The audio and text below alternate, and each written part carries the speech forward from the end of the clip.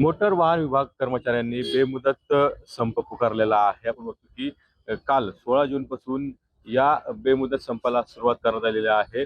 Motor वाहन विभाग RTO कर्मचारी संघटनेच्या वतीने बेमुदत जो संप आहे तो सुरू करण्यात आलेला आहे. काही कर्मचारी आपल्यासोबत आहेत, त्यांच्याशी बातचीत करणार आहोत.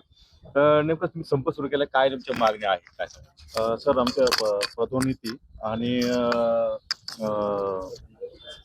सेवा क्षेत्राची याच्याप्रमाणे आणि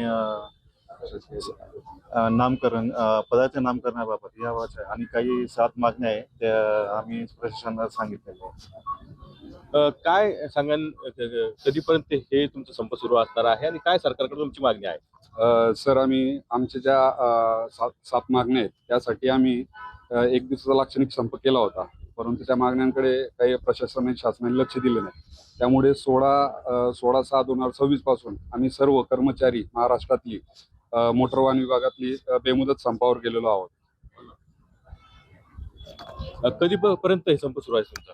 आमच्या संपूर्ण 7ही मागण्या जोपर्यंत पूर्ण होत नाही तोपर्यंत आम्ही संघटित पूर्ण महाराष्ट्रामधून संपावरची हाक दिलेली आणि तोपर्यंत आम्ही संप करणार आहोत.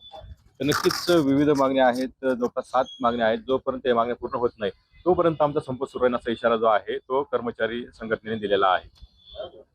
कॅमेरा विक्रमन करतात मराठी, अहिल्यानगर.